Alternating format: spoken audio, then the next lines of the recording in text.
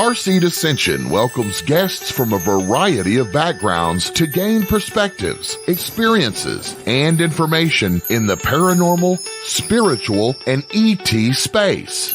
We are a community of spiritual explorers who seek to help raise consciousness.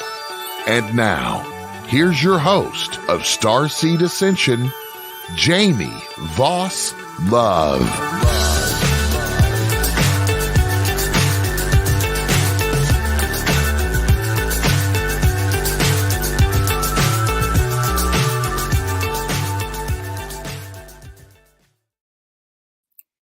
Hello and welcome back to Starseed Ascension. I'm your host, Jamie Voss Love, and tonight we have a very special guest with us again. And before we introduce her, just a couple of quick announcements. A reminder that XCon is coming up fast, October 11th through the 13th. So you can get your tickets at unxnetwork.com/XCon. And as well, we have a Global Codes of Ascension Summit that's featuring multidimensional healers, channelers, and activators from all over the globe. And that's coming up next week. So you can go to starseedascension.com and check that out. All right. So tonight's special guest is an author, researcher, and public speaker specializing in cosmic mysteries, such as Galactic and Moon Mysteries, Ancient Astronauts, ETs, Angels, and the Unseen World. She has been featured on Coast to Coast with George Noory, The Leak Project, Earth Ancients, and more.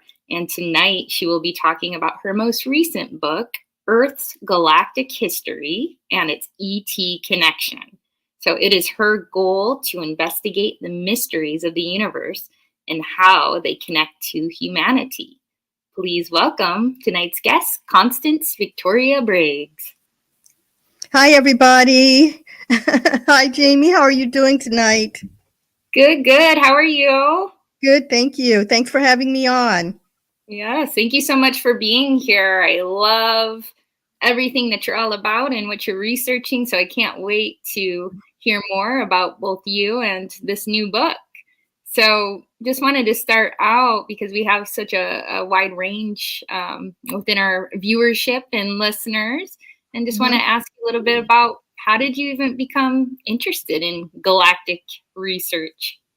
You know, it should have been obvious to me from childhood that this is what I would be doing because, you know, from a very young age, I was interested in the whole idea of whether or not we were alone in the universe. I never believed that we were alone. I took it as a given that we weren't, but I didn't understand that those around me didn't feel the same way.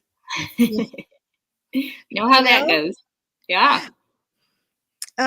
So from a very young age, I enjoyed things like, you know, the shows like Star Trek and all of that. And so I kind of, you know, started looking into it way back then. That journey turned into kind of a whole spiritual journey. I mean, I think that the idea of spirituality and life in the universe are all connected anyway. So I went on kind of this journey of learning that took me from first from Star Trek and then into spirituality, metaphysics, and then, you know, back full circle to extraterrestrials and UFOs, which is where I am now, which is my goal is to, I guess, enlighten people to what I consider a fact that there's more to, you know, this world than meets the eye, that there's a lot going on here, and that, you know, it's time that we all kind of looked into it and got the conversation going. With this book, I wanted to kind of introduce people to the idea that extraterrestrials have been visiting us from ancient times, from as far back as, you know, ancient Egypt and before. To Sumar, they were visiting us then, and perhaps before, all the way up until today. So this book is kind of a guide for for new people, and there are also stories and information I think that people may not have heard when it comes to the topic of extraterrestrials visiting Earth.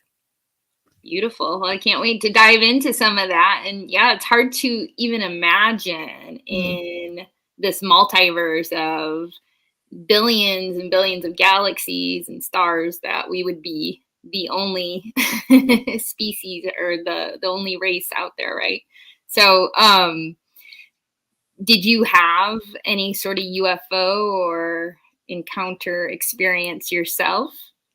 You know, when I was about 9 years old, I saw something that for years didn't occur to me that I could call that a UFO because I was so young, right?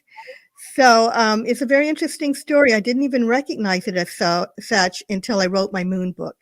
I wrote the moon's galactic history as well. So there was a lady that that came across a story that she had seen something in the sky. She was filming the moon, and she had seen something, and she said this thing was hovering in the sky, and she didn't know what it was. And I thought to myself, well, airplanes don't hover, helicopters don't hover.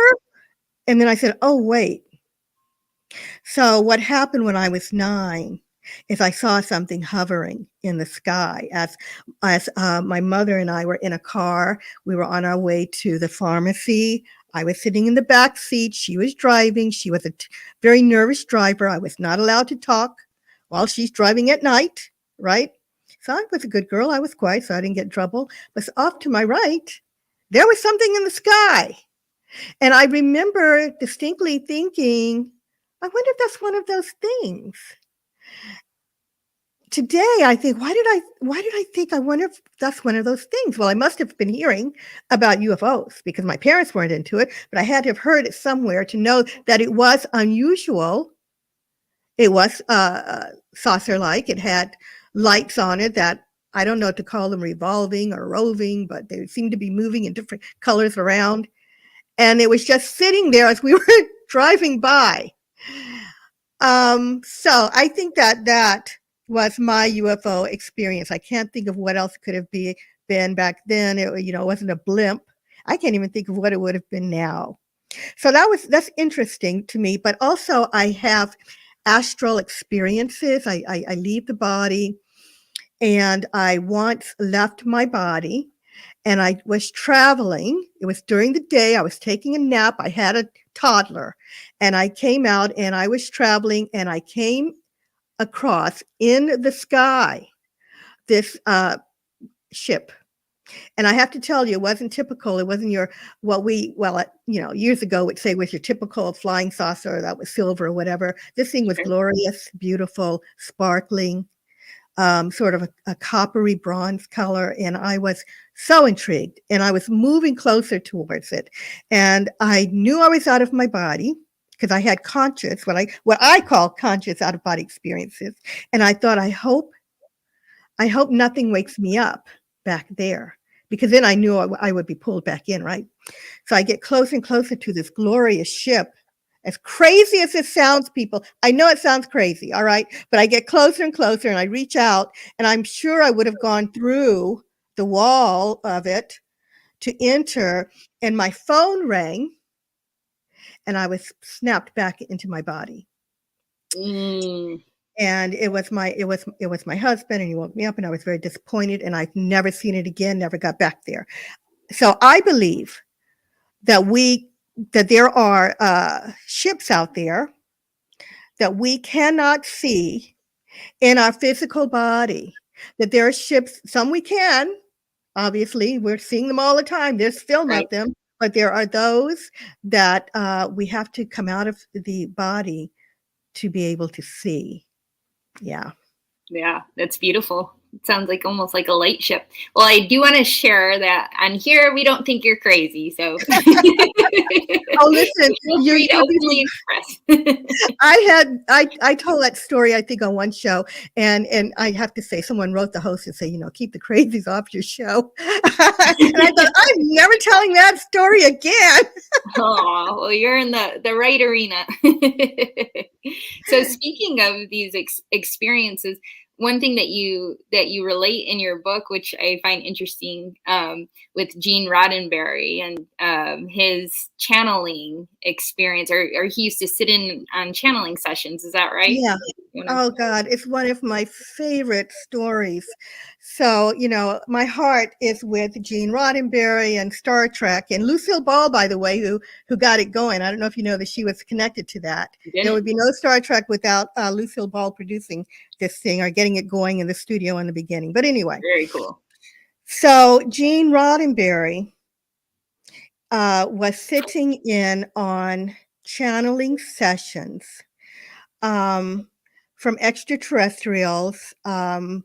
They've been called the Council of Nine. Some have called them that. I've heard another name too, but that's not, I don't think that their title is that relevant as much as what Gene Roddenberry was getting out of the experience. So he had heard about this woman, and her name was Phyllis Schlemmer, and he was invited. So he was sitting in on these sessions, right? And I guess he was taking notes, because basically they told him and the others that were there through the channel that they were from various worlds and that they worked together and in harmony, and they travel the universe. Sorry about that noise. They traveled the universe, on a mission of peace. And Gene Roddenberry, after he sat in on these sessions, came back and created Star Trek. So the idea is that the idea for Star Trek came from him sitting in on these channeling sessions, and that even some of the scripts were inspired from what he learned. I don't know how many of the scripts were from that, but yeah. So what's interesting about this story is, if you're going to, have extraterrestrials out there, and I don't mean if, I mean we do, since we do, I should say, it makes sense that they would try to find a way to connect with us. And they are in so many different ways. We have people who are here who have memories from being on other worlds. We have people who lived lives on other worlds, but also people who were born in, who have, the memory of choosing to not just having had lives on other worlds, but making the choice to come here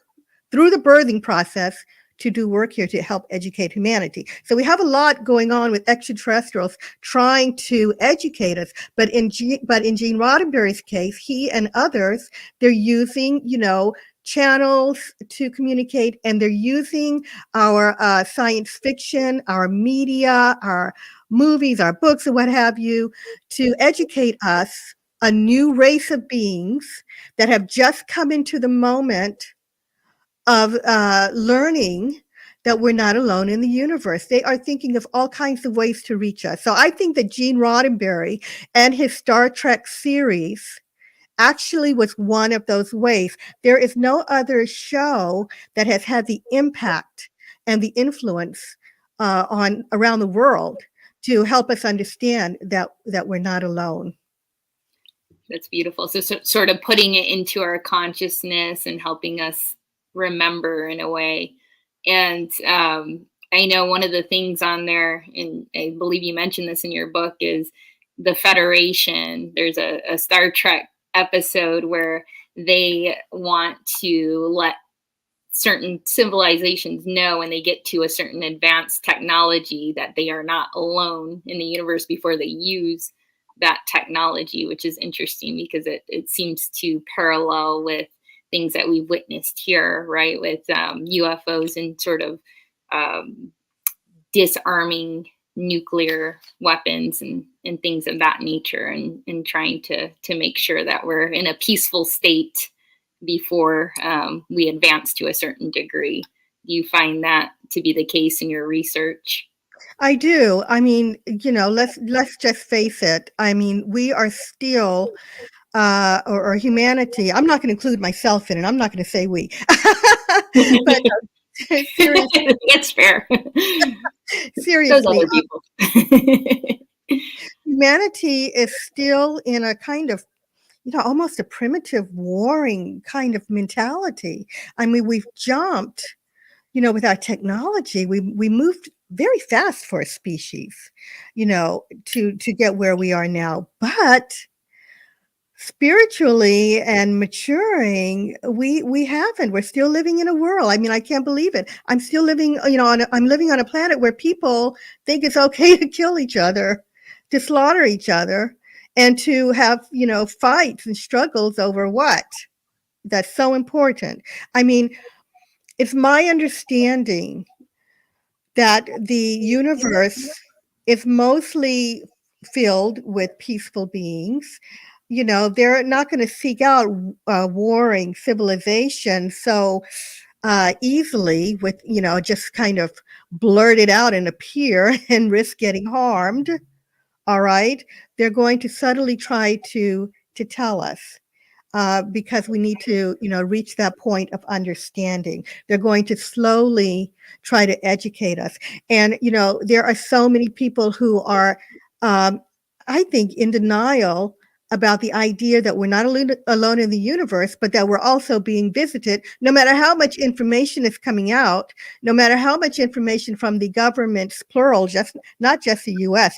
I've seen declassified documents from other governments that said they came across humanoid beings, right?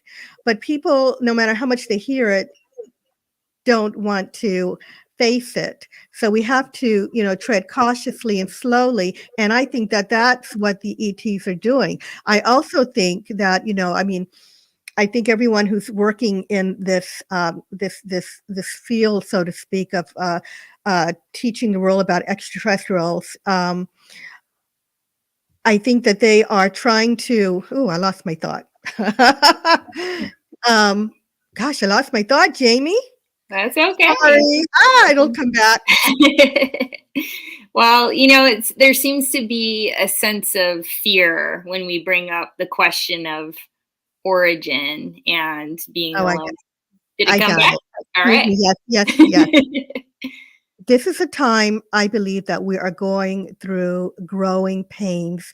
The fact that people are not are in denial and are not facing it, I think it's all kind of normal and natural. And I call them growing pains. And I feel like, we may or may not see in my lifetime a mass first contact kind of scenario.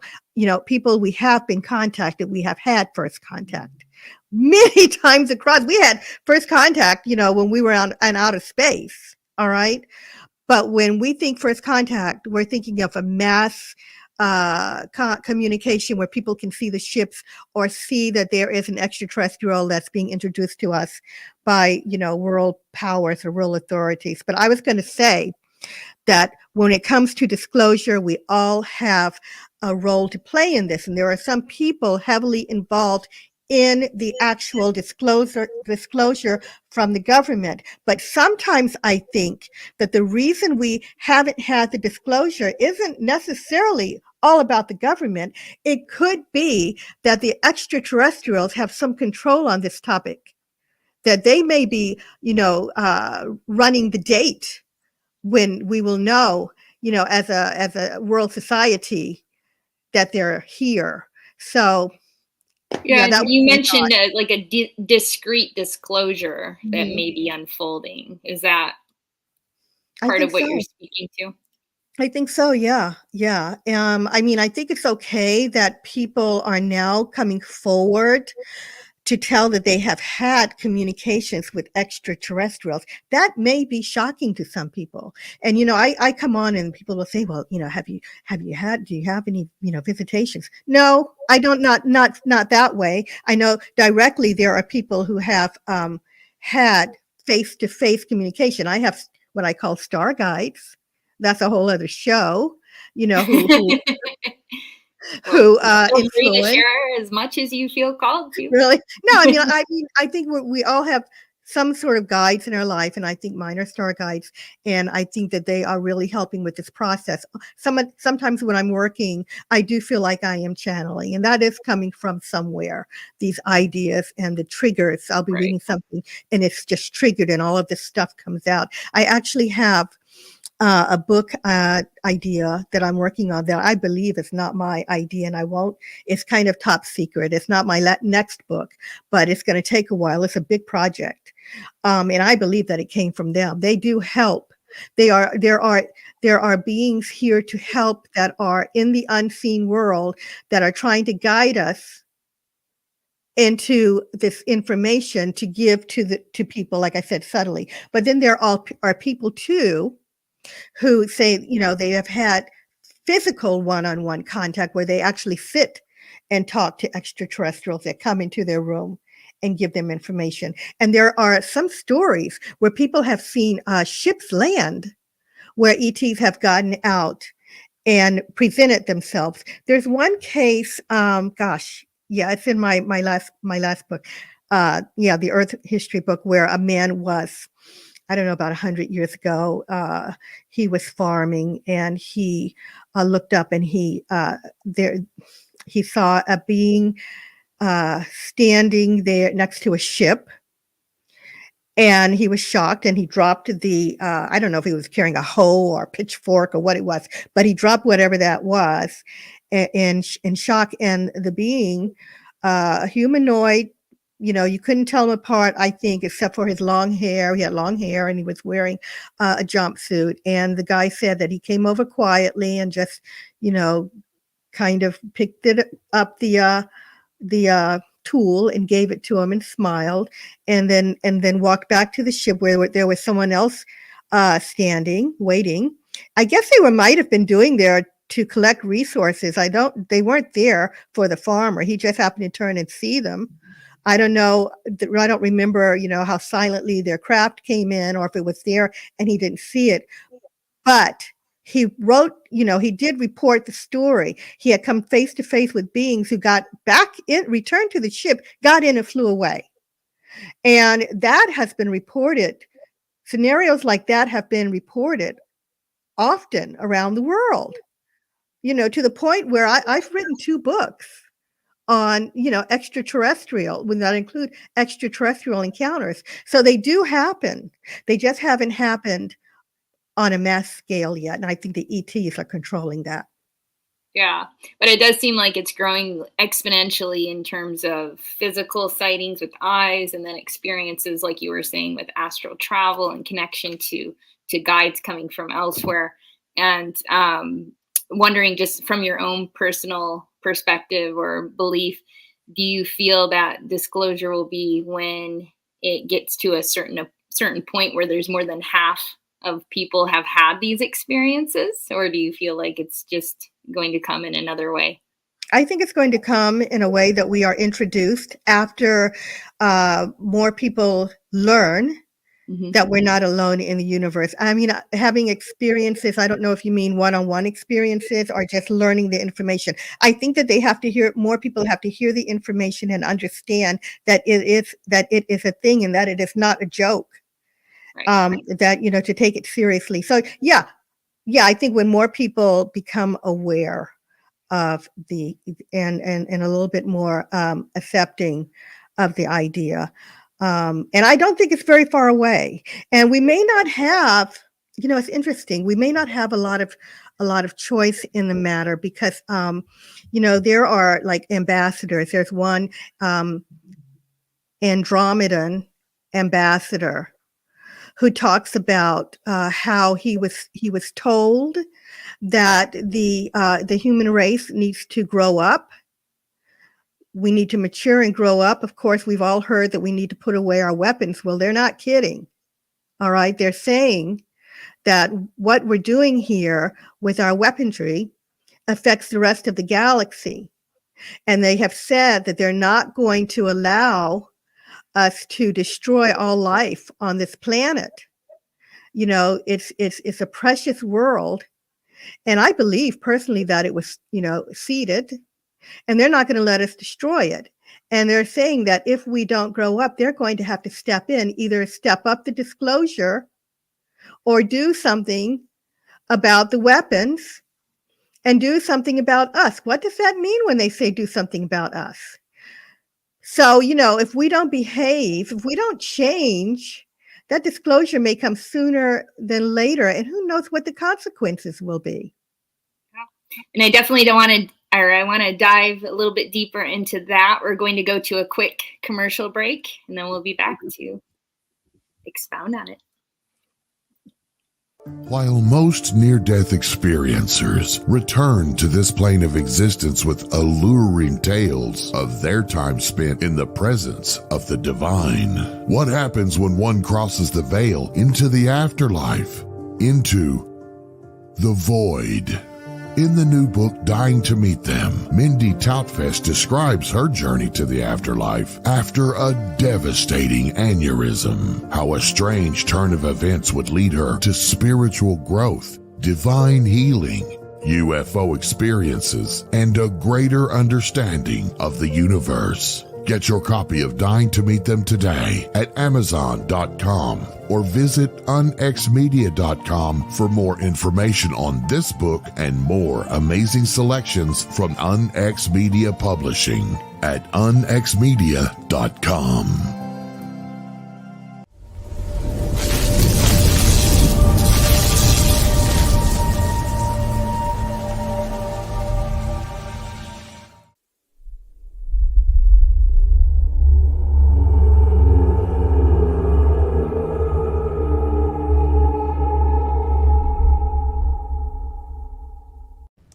This is Margie Kay, and I'd like to say thank you to all of our KUNX show hosts, staff, listeners, and viewers for making us number one on Paranormal Talk Radio.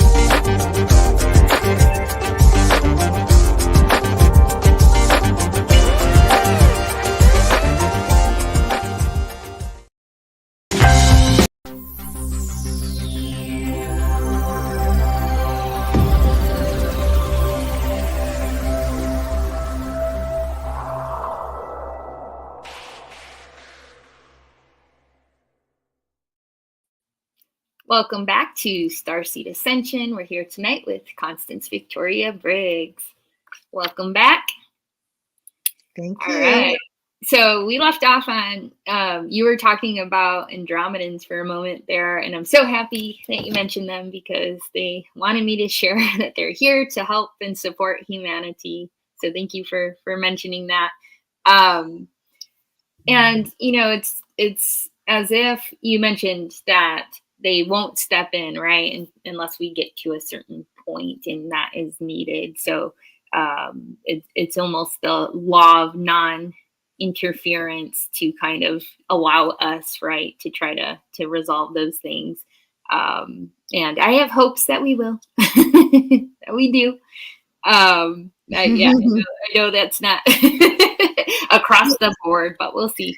I have hopes, but sometimes I'm so disappointed. Somebody asked me on a show once, many years ago, they said, oh, what are you going to say when you cross over? We were talking about crossing over, about visiting Earth. And I said, I'm going to tell them that it's hopeless. But, it's not hopeless. There are a lot of people who are, like I said, engaged in this work, and that's for a reason. I don't believe that this is by accident, that so many people are working, writing, researching, watching, experiencing this at this point. So I was wrong. It's not hopeless. It feels that way sometimes, but it isn't. We are making progress.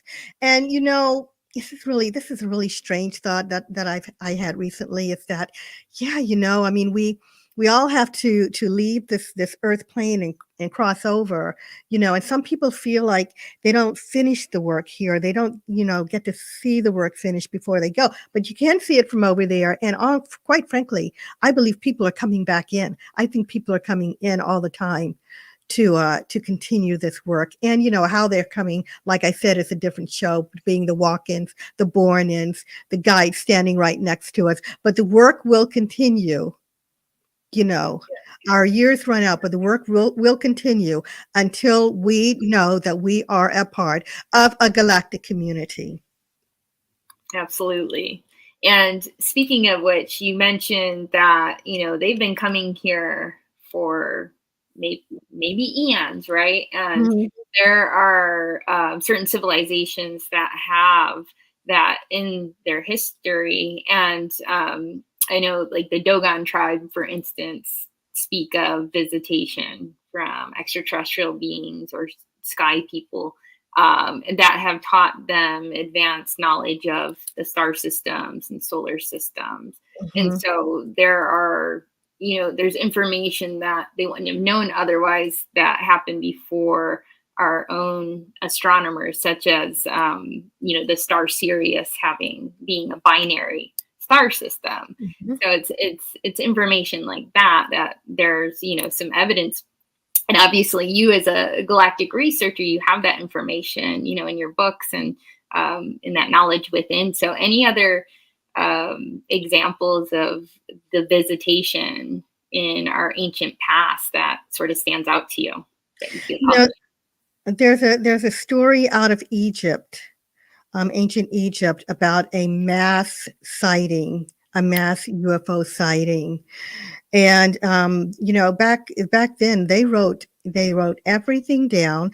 Unlike today, I don't know if there's anybody writing all of the UFO stuff down, but they wrote it down.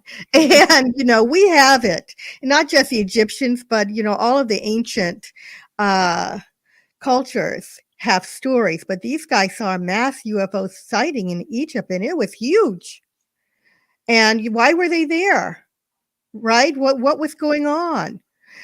So I do believe that in ancient times we were being visited, but not just visited, but we were living and working with extraterrestrials who came here to help us to learn how to live on Earth and how to be a healthier society, Earth-wide society, and how to farm and how to keep ourselves clean. I think they were teaching the basics to this young race. When this fleet of UFOs were seen, though, the Egyptians had, many of the ancient cultures had already established all of that. So I don't know if this were a different group that had taught ancient humans how to live on Earth, or if this was someone else coming in. So that was interesting because they wrote it down.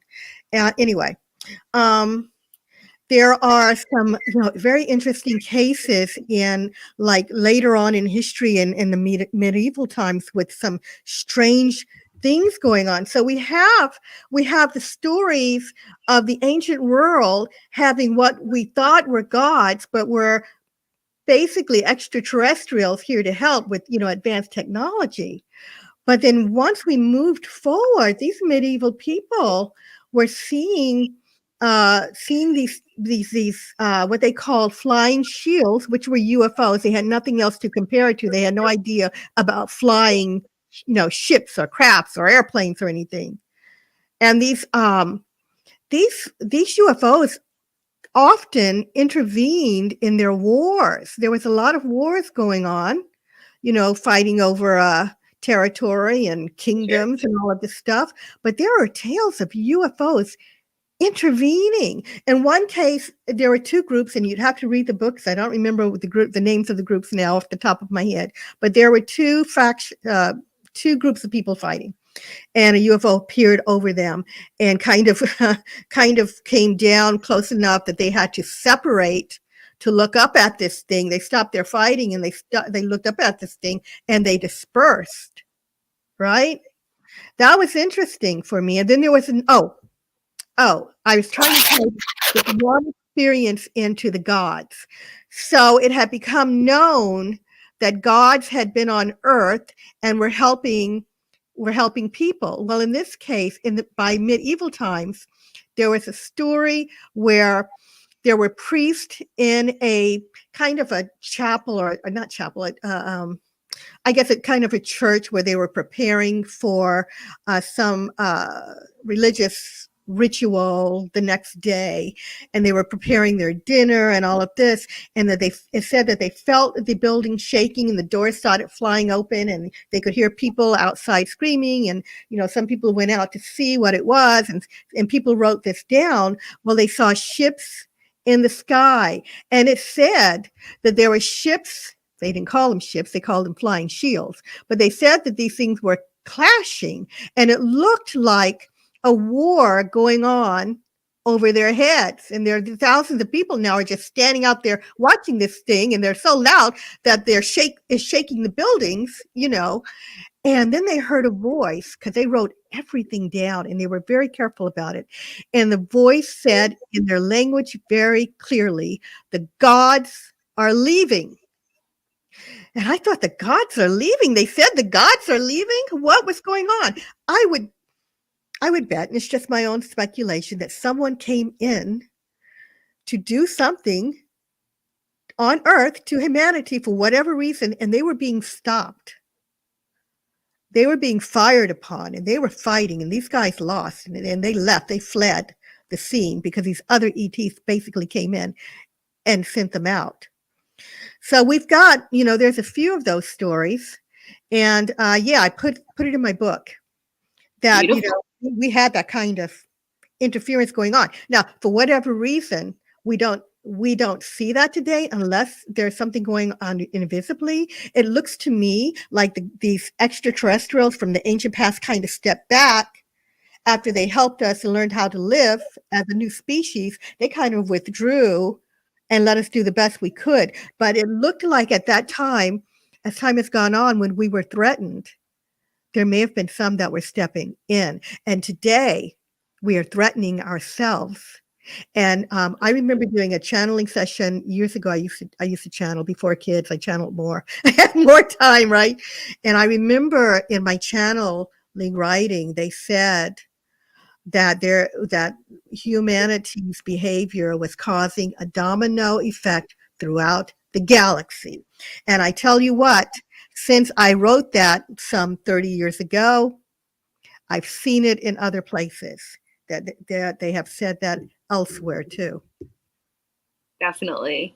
And it's almost as if they have a vested interest in connecting that to some of the seeding theories of being seeded by a galactic race. And so just wanted to check with you on what some of those theories are, like Project Genesis and panspermia that you talk about in your book. Yeah. So there are two, there are a few theories. The first being starting with the terraforming of Earth and the idea that Earth could have been a dead world that was terraformed. In Project Genesis, there was a Star Trek episode that talked about Project Genesis, where they went ahead, Captain Kirk and his crew, and scientists. Well, there was a scientist that worked for Starfleet that had terraformed a dead world. They brought it to life, and they ended up doing that. And the idea was, my speculation is that that's what happened with Earth. The scientists today have said they basically don't know where life starts. We have, the whole evolution theory, but they haven't, confirmed that is a theory. They have the Big Bang theory and all of this. People get really mad at me when I talk about it, but they really haven't confirmed anything. So the idea is it may have been terraformed, right? And then once it was terraformed, it may have been seeded. Now, did they use the idea of panspermia, where there were beings who sent some kind of technical, mechanical equipment in a ship and disperse the seeds on Earth, like in the Project Genesis story of Star Trek? Or was it directed panspermia? No, panspermia meaning they went to different planets and different worlds throughout the galaxy and in our solar system and tried to seed different places? Or was it directed panspermia, where they said, let's just send seeds to Earth and see where they land and see what grows and who grows? Or was it directed humanoid, which I don't know if I put that in my book. This is another thought, but the fact that they placed humans here and then brought other creatures from other worlds here to fill up life on Earth. So that is our, if that is real, that would be our extraterrestrial connection from the stars. The fact that we may have come from advanced beings that planted us here. Why did they plant us here? Were they trying to, seed the world, or are we, a kind of AI in a way, a biological AI that became sentient later, and is that where all of the creative stories come from, where, God created us and then we became aware, we became sentient? Those are just theories, but I believe that we need to keep the conversation going if we're ever going to understand who we are and where we came from and why we're here. And if we're ever going to come to an agreement as a worldwide society, if we can come to some kind of agreement and understand our past, then maybe we wouldn't be fighting all the time. And maybe the extraterrestrials would finally say, hey, they've grown enough, for us to invite them into the galactic community. And it is my thought, and I put them in the book, that if we don't keep the conversations going, even if the speculations are crazy, we might never get along. We might end up with an apocalyptic future, right? Or do we want what I call the space-faring Star Trek future? In order to get there, we have to keep these conversations going, and people have to learn. I love it. And speaking of which, you have a chapter on stargates and wormholes. And so when you're speaking of this intergalactic travel or interstellar travel, any places on Earth where these stargates exist? I saw one in there that was interesting. I'm from Michigan originally, and I saw that there might be one in Lake Michigan. Yeah, and in that one, if I recall, it's not live anymore. But they believe that there was a gate down there that in ancient times, and I don't know, maybe it is live now as we're talking, because we've seen an awful lot of USOs coming and going, right? But yeah, so there are different points around the world, both on land and in water, that they believed that stargates existed. Some of these gates, and I believe the one in Lake Michigan does, have, if I recall, have symbols on it. Some of them have not been interpreted, but some of them were thought to be places where entities could come and go. And that's basically what a stargate is. So basically, to back up a little bit, my chapter is called The Cosmic Freeway, Stargates, Portals, and Wormholes.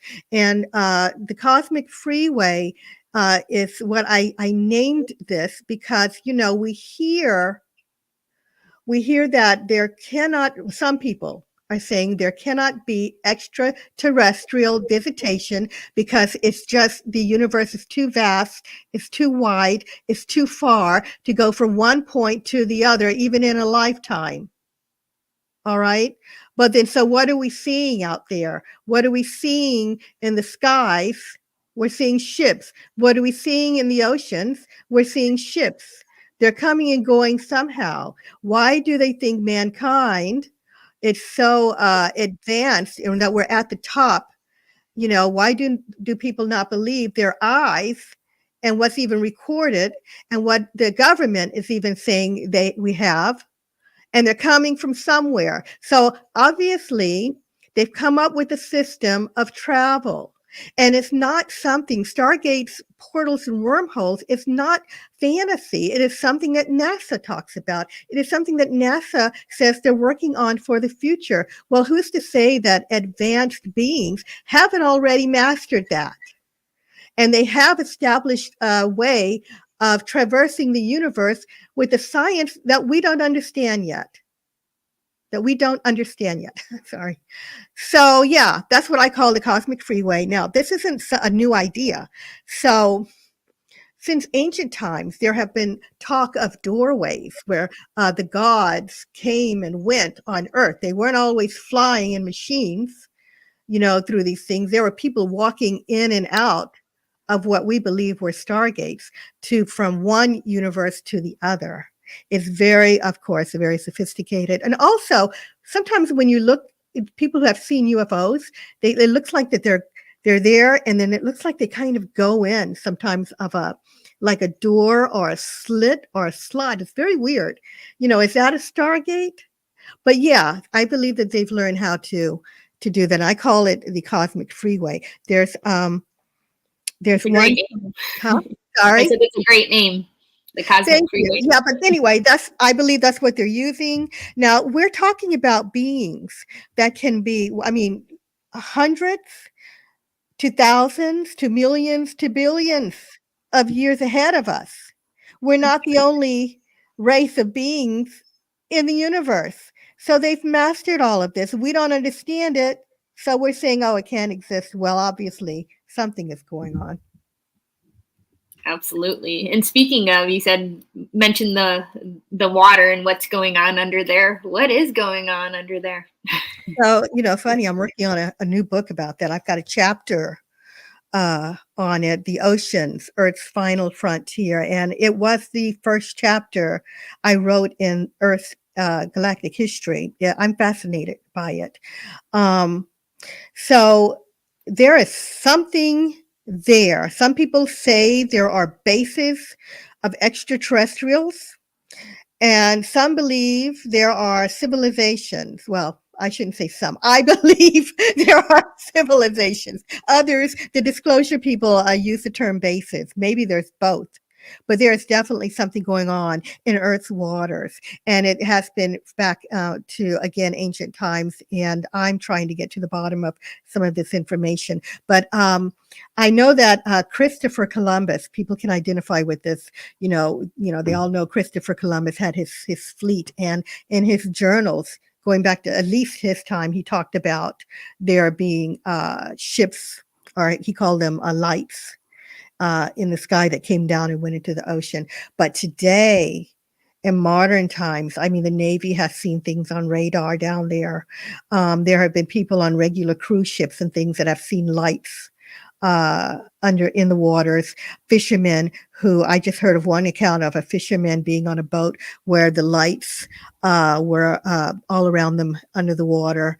And, they're there. So that's what that chapter is about. We don't know what's down there. We've examined less than 1% of the moon, and that's more than we've examined of Earth's waters. We can't get way down there to see, but something's going on, and it's quite fascinating. And I don't understand why more people are not interested in that. I just don't get it. Well, speaking of the moon, and I know this is your other book, or one of your books, but I think you go into it a little bit in the Earth one, is Ovid talks about the Arcadians and being older than the moon itself.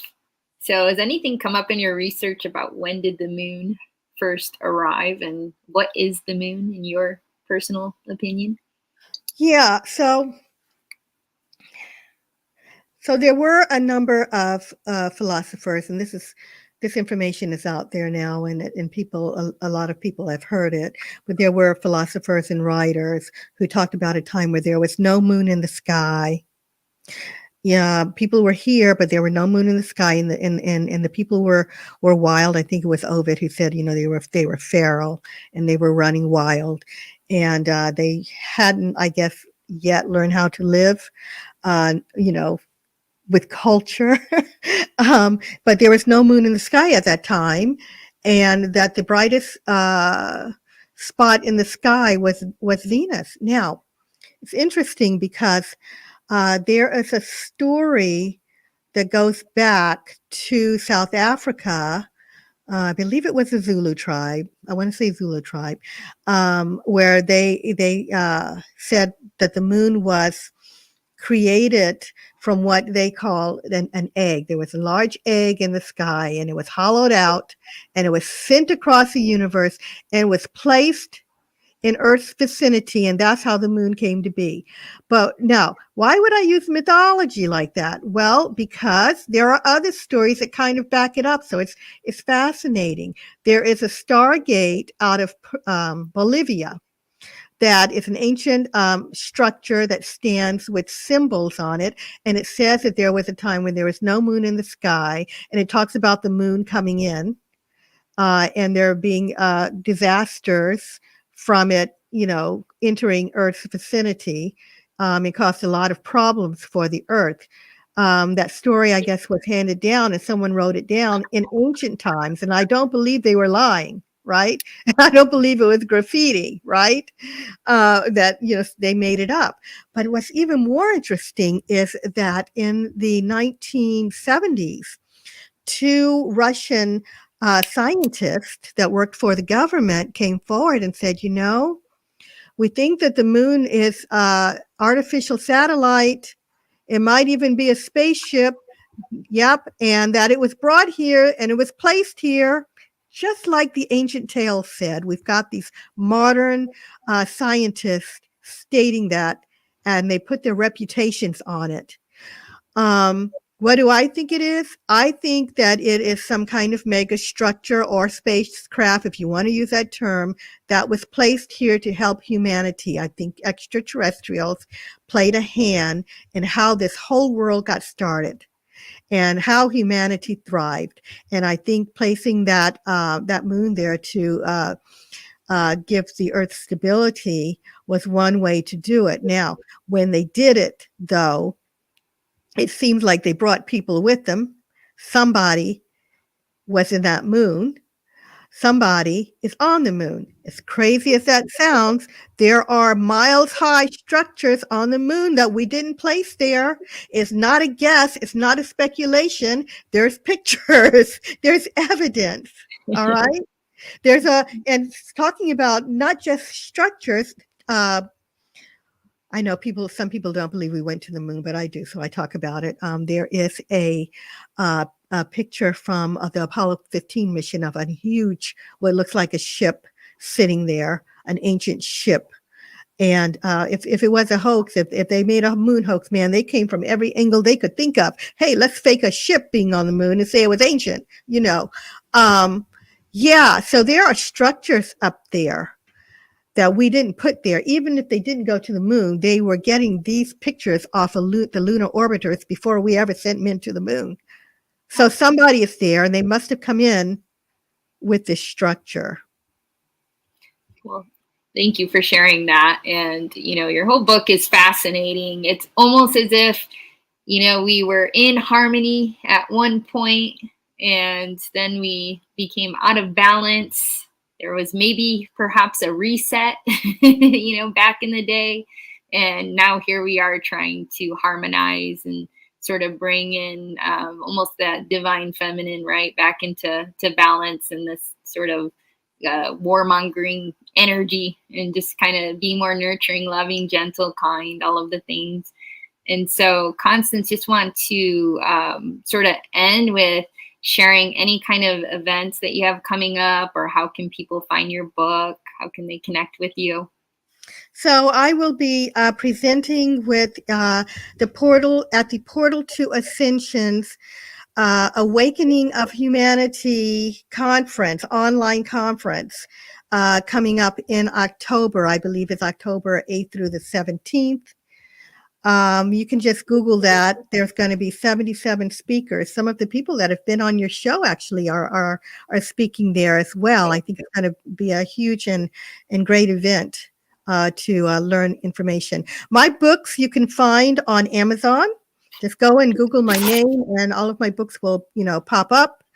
And you can find me on Facebook under Constance Victoria Briggs, Instagram under @Galactic Briggs. Oh, my website is constancevictoriabriggs.com. You can email me there if you have questions. Beautiful. Well, thank you so much for joining us tonight. To everyone listening and watching, thank you, and may everybody find peace in the mysteries of the universe. Thanks for having me. Bye. Bye.